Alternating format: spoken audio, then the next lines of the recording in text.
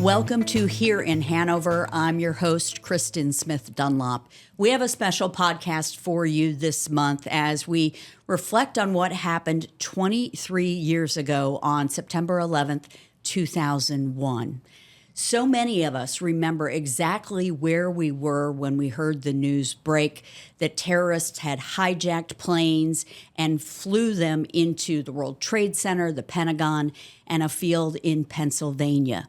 And while most of us watched the events unfold on television, there were others who were in the midst of it. And one of those people is George Navas, who is here to talk a little bit about that today. George, thanks for coming in. You're very welcome. I know this is difficult to talk about. I mean, it's been 23 years, but that doesn't change what you witnessed and what you went through on that day. Can you share with us where you were? Pentagon, E-ring, which is the outermost ring. We had seen reports on television of what had occurred. I was on my way to report to my boss at the time, Chief of Naval Operations. I figured that they would have it on their monitors, but I wasn't sure. We were one corridor away. So I was on my way there when you could hear the plane throttle up, go to max power on the engines, and then you can feel the building shake. There's something called blast overpressure, which is what tends to knock you down when an explosion occurs.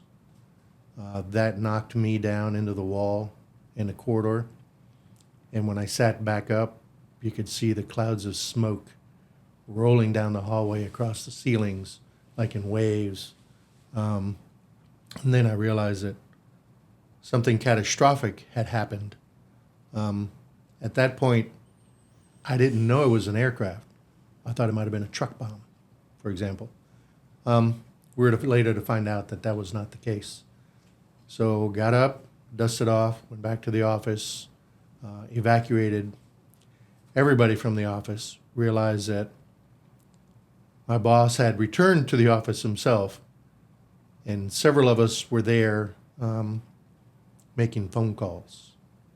In my case, I called home and left a message on the answering machine, said, "We've been hit. I'm okay. I'll talk to you later." Very short, very curt, very brief.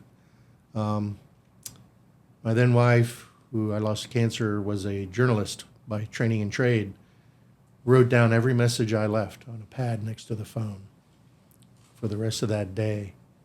Got everybody evacuated out of that space. Actually, we set the alarm and locked the door because it was a classified space, things you think about. And then it was a decision standing in the hallway, what do we do now?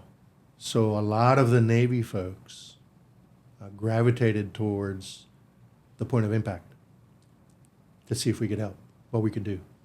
So you saw a lot of Navy khaki that day taking care of things. So you say a lot of the Navy folks, that included you. Yes.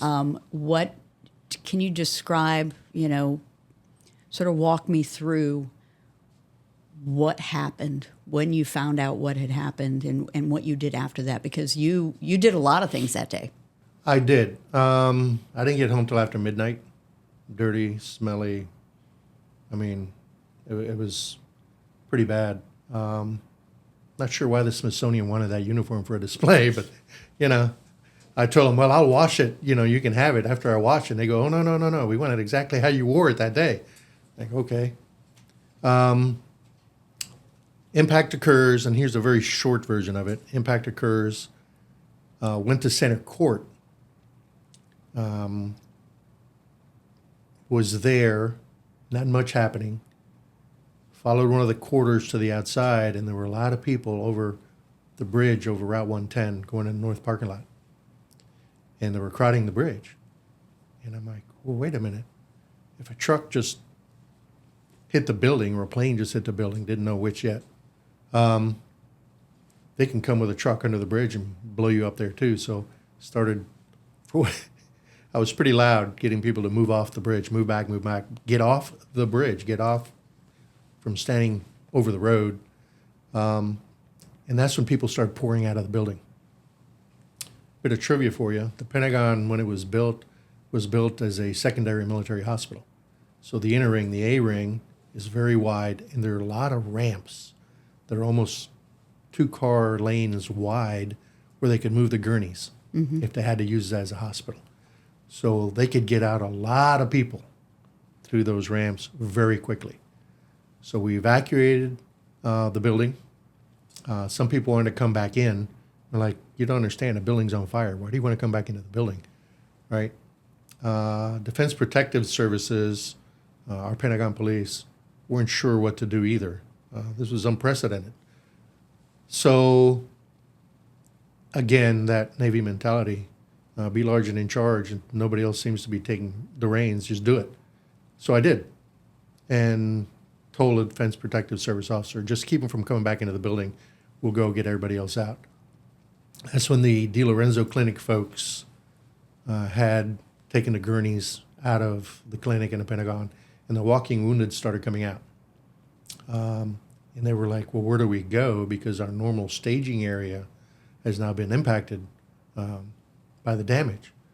So they started taking them out to the parking lot, to the grassy area by the river, set up outdoor triage under the trees. So they needed help. Several of us got together, went in, started bringing the gurneys out. I remember I was later to find out that he was an Army colonel in his Greens. He was burned so badly you couldn't even tell what service uniform he was wearing. So we got him medevaced on the helicopter. I understand he had many surgeries after that to save his life. But at the time, it was get him out, get him to triage, get him out, get him to triage. So we did that. Then go back in to center court because that was the staging area for the dead. Grabbed the body bags, started laying out body bags in rows. Row 1A, row 2A, row 3A. We put out 100 bags, not knowing how many we would have. So when we're done doing that, the local fire departments were there, started showing up. I met a gentleman from Greenbelt Fire Department. They come from far and wide. They need a lot of fire trucks that day. So my son had played, he was 10 years old, he had played baseball in Boys and Girls Club. And his son had played baseball. So we played against his team. We beat him. But anyway, so he's like, we're lost. We don't know where to go, which is one of the nicknames of the Pentagon is the Puzzle Palace because people can't find their way. So I proceeded to tell him how to get around, pull a map off the wall, and use a grease pencil and started marking, you're here, the impact point was here, this is how you get there, et cetera, and gave him some instructions how to move about the building. Then the fire chiefs, battalion chiefs, couldn't talk to each other, the ones that were in center court with the guys outside the building, where the building had now collapsed. We didn't know that at the time. So it's like, well, I know how to get you there. So I got to talk to my counterpart. Well, I know how to get you there. Follow me. Myself and Kenny Ennis, which was the aide to the vice chief at the time, were knee-deep water with fuel oil and burning debris and things falling out of the ceiling and all. Walk through completely darkened building where we could walk through the collapsed area, and off to the right we could see portions of the aircraft, what remained of the aircraft, and the firefighters trying to put out the fuel fire. So several of us got together that knew each other from Navy staff and found an unlocked door that one of them had come out through and put a door to keep it open so people could evacuate, went back inside, and that's when we helped with firefighting efforts, donning masks and equipment that the firemen gave us as their guys took a break to go in and put out fires inside the building and look for survivors. Found none. Throughout the day, we had found a working phone in a little phone room off one of the stairwells. And I had been calling about every 30 minutes to 45 minutes to Vice Admiral Tracy, who was the head of Navy staff, and given a first-hand report of what had occurred and what was occurring and the developments as they went through the day. At the end of that, I said, look, Admiral, I've been here 12, 14 hours, whatever it's been. It's time to go home. She said, well, why don't you come on up to the annex? Okay. Salute that. Go up to the annex to find that every naval officer that wore stars that was in the building were all in her office up at the annex, the temporary office, and wanted a first-hand brief. By then, they had gotten a satellite image that we could point to where the damage was and all. And as I'm waiting to do the brief for all these admirals, and I'll tell you, we've never seen so many stars in one room at one time ever, right? The communicator for the Chief of Naval Operations came by, which I'd met before, Navy Master Chief, and looked at me, dirty, bedraggled, sweaty, probably also needing a haircut. Said, sir, you are either very brave or very stupid, and walk right on by. And that has stuck with me through the years. It's like, yeah, why did I do that? But train like you fight, fight like you train. Training just kicked in and we went into action. Now, obviously, when this happened, you're not thinking, what can I do so I can get recognized? You just went into naval mode, I'll say. Okay, yeah. Can you describe, can you describe what the conditions were like? I know it was smoky, there was fire, it was dark. Did you ever hesitate or think, this is not a good idea to go back in? No. When you're in your 20s, you can do anything. You're young, you're indestructible. When you're 40s, some of that still holds true, especially if you've had good training and you've done other things in your military career that prepare you for that. I'd been on ships that had had fires before, and we responded to them. I was head of a repair locker, for example, on a ship as a young naval officer. So, no, and people have asked me that before. What were you thinking? I said, you don't think. Because if you think, you hesitate and you question what you're about to do. And to start hesitating and questioning your decisions may make the difference between life and death for some. So you just go into reactive mode. Again, train like you fight, fight like you train. We're trained in the Navy. Everybody goes to firefighting school, right? Everybody's assigned to a repair locker pretty much on a ship when damage occurs. So we just go into that mode, and essentially it's auto mode. So no, I wasn't thinking about any of that. It was like, well, I did this. I look around. Is there anything else that I need to do? Is there anything else that needs to be done? Oh, yeah, there's something. Nobody's doing it. Let me go do that. And you just go essentially from task to task to task. Identify them as you go along. Seeing the destruction and not being fully aware of what necessarily was going on, at what point did you learn that this was a terrorist attack and that the Pentagon wasn't the only place? When we reached the exit by the clinic to North Parking Lot, there were gentlemen, federal officers. One I know was a Secret Service agent, security detail folks, right, for high-ranking individuals in the building. They were saying, yes, it was an aircraft. Yes, there have been other attacks. And yes, we suspect there's more on the way. So at that point, it was, okay, you hear that, it's get everybody out of the building because we're already a target. They may hit us a second time or third time or however many times.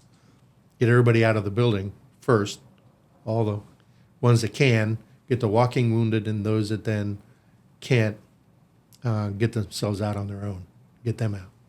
Once you do that, then you worry about putting out fires and taking care of the damage.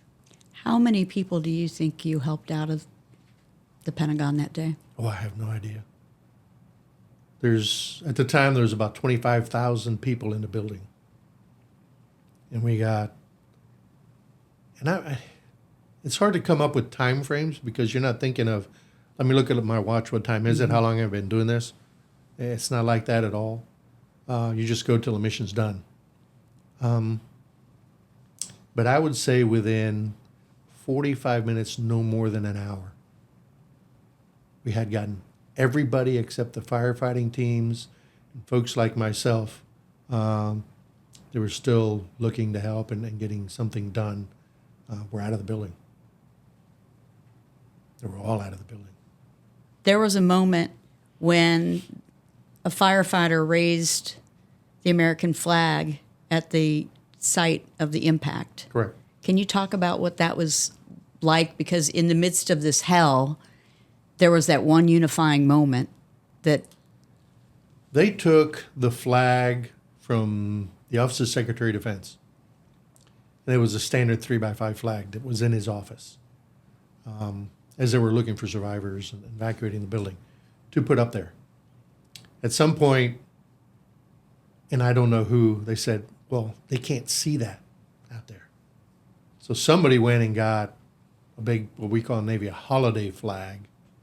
And that's the flag you see in the pictures, where they finally found a big flag that nobody could miss and went up there and unfurled the flag.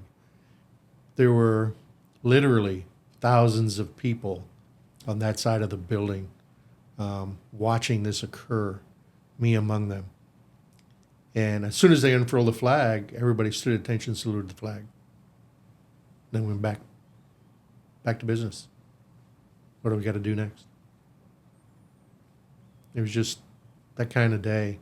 Stop, take a pause, salute the flag, go back into the building.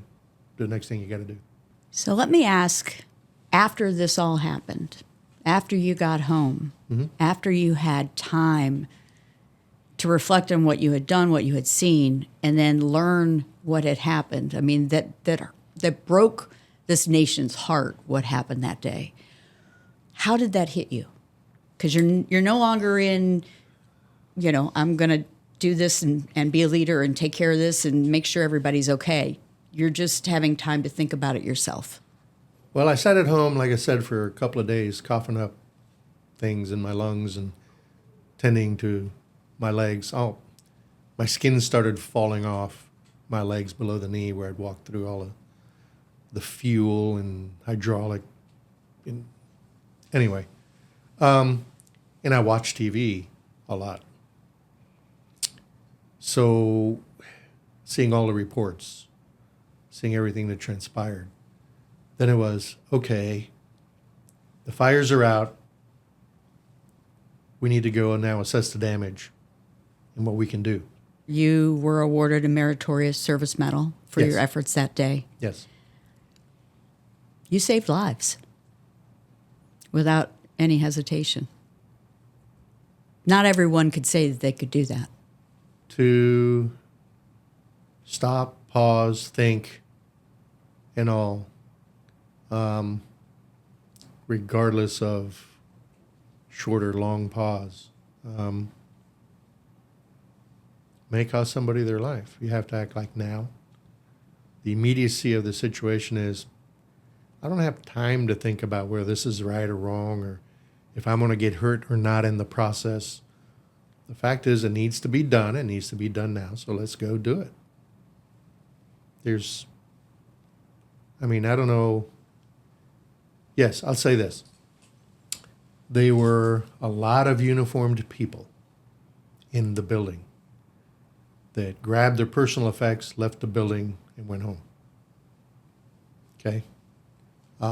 There were also a lot of people that looked around, and I'm not the only one.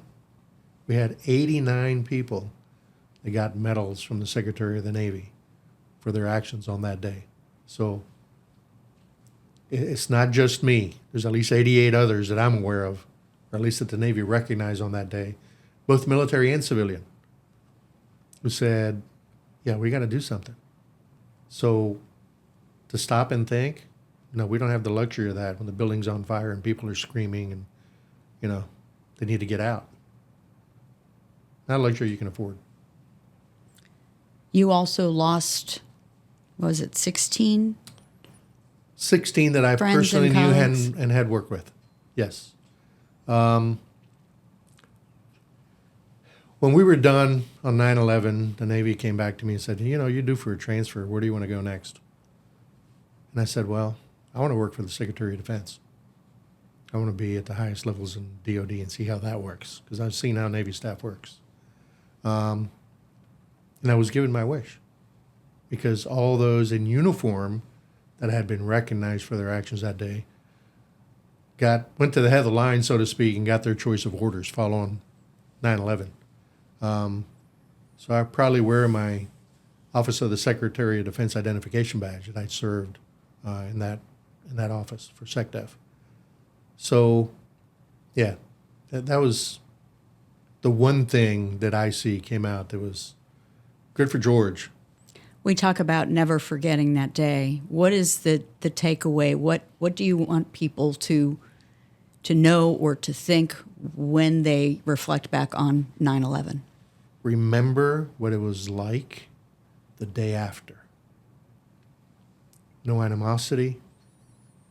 It was all unity, patriotism, people who had never considered a military career joining the military to take the fight to the enemy.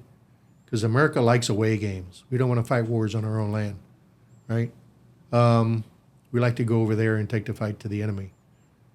So remember what that was like, and then move forward to today and say to yourself, why can't we be that way again?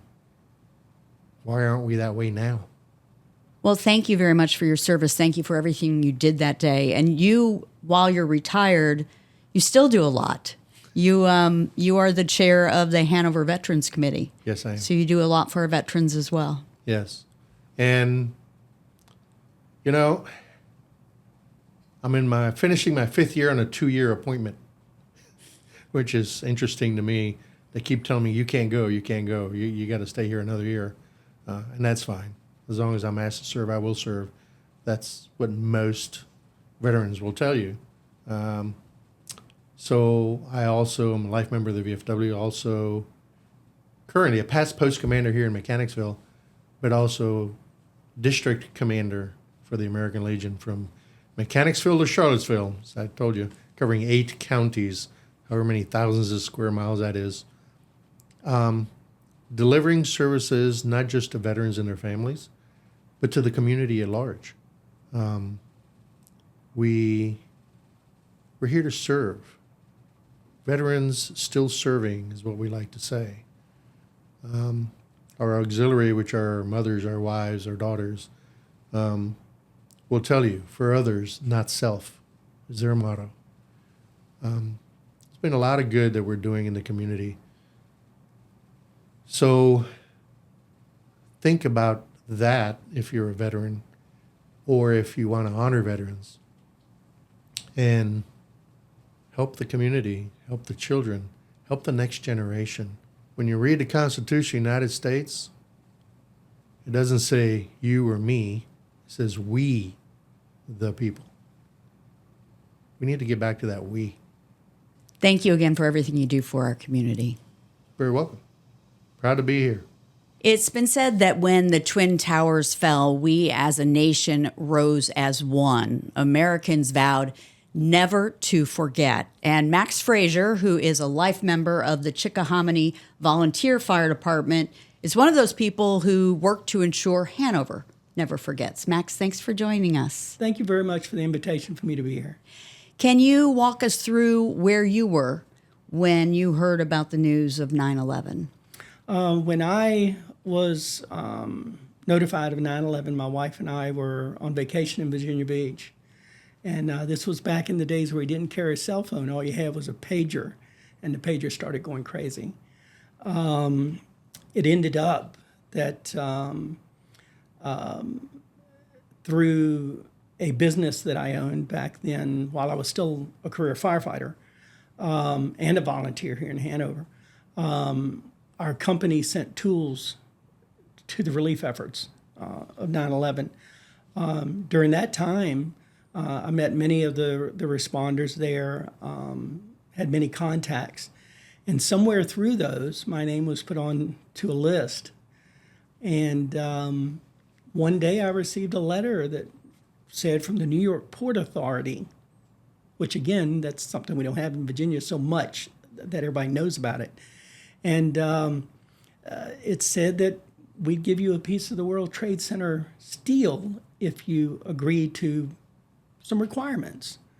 The requirements was that it was to be made for a fire or rescue agency, to display to the public access, and that it would have all respects of a monument to the events of 9/11. I was the assistant chief of a volunteer fire department here at Chickahominy, where I'd been chief and several other officers through the years. But at that time, Kevin Egan was our chief, and I was his assistant chief. And I called him on the phone and I said, dude, we've got a chance to get a piece of the World Trade Center. He goes, oh, that's great. Bring it over one day. Let me see it. And I went, I don't think you understand. The letter says it can be 12 inches to 20 feet long. The only thing we have to do is pay for it to be shipped here. He goes, well, how much is it? I said, we don't know how big the piece is. And we went through that, and we're like, there was a lot of unknown. I said, well, let's just be this way. I'm going to sign it and say yes and send it back. And that was in 2005. In 2009, November of 2009, we received a letter from the Port Authority that said we had been awarded a piece of the World Trade Center, and that it was 24 inches by 22 inches, and that it weighed 85 pounds, and the cost to ship it and et cetera, would be charged to us.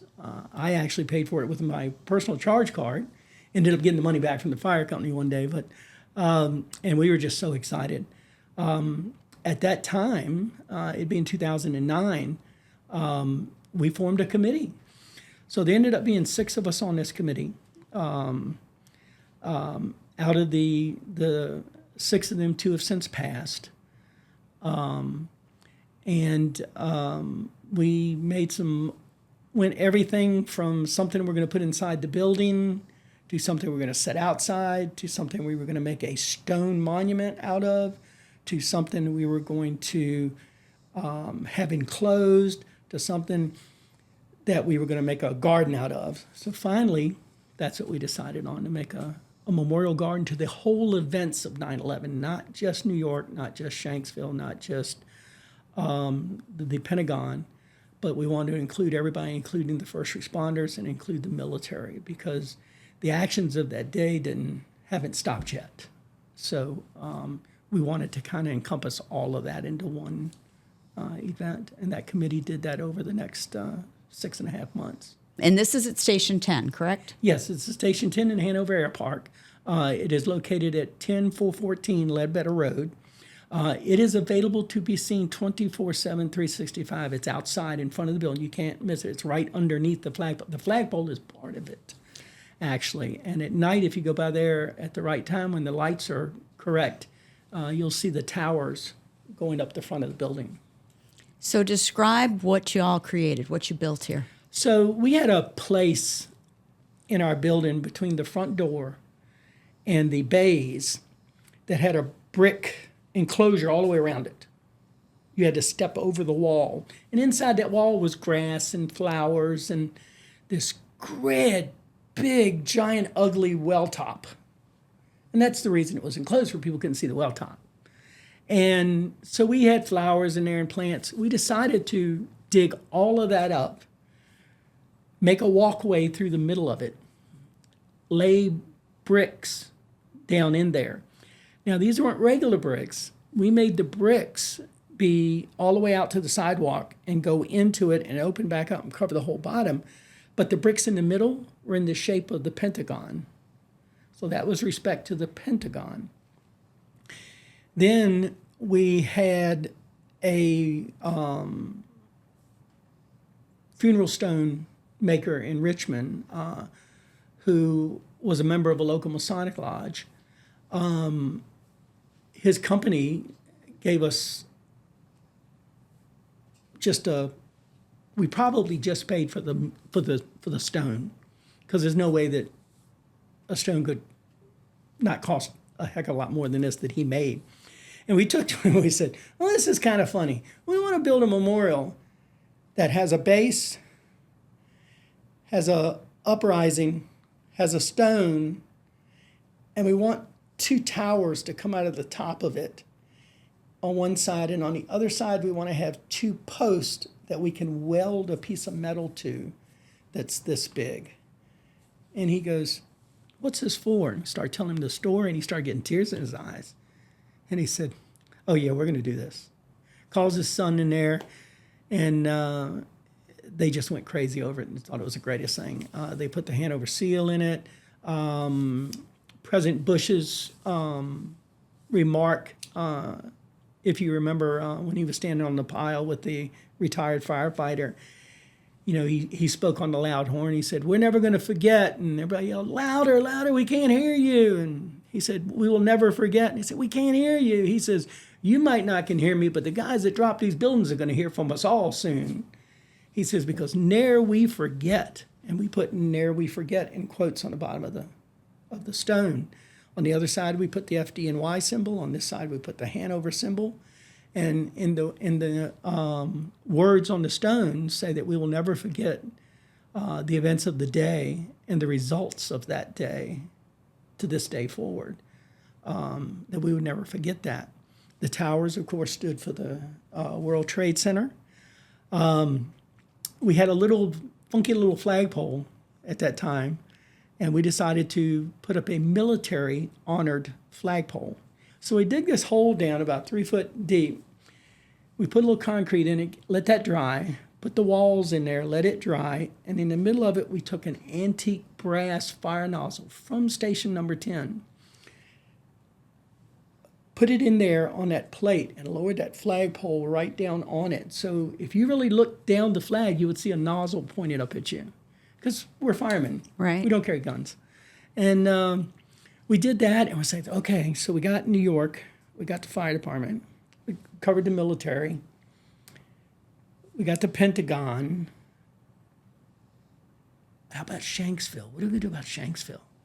We can't leave them out, but we still had this ugly well top. And one of the guys said, we ought to do something on that about Flight 93. And we went, done. We take that well top, weighs hundreds of pounds, take that well top down to one of the welders in the air park, and he takes 1/2-inch steel and cuts out a 93 for Flight 93 and welds it standing upright on the well top.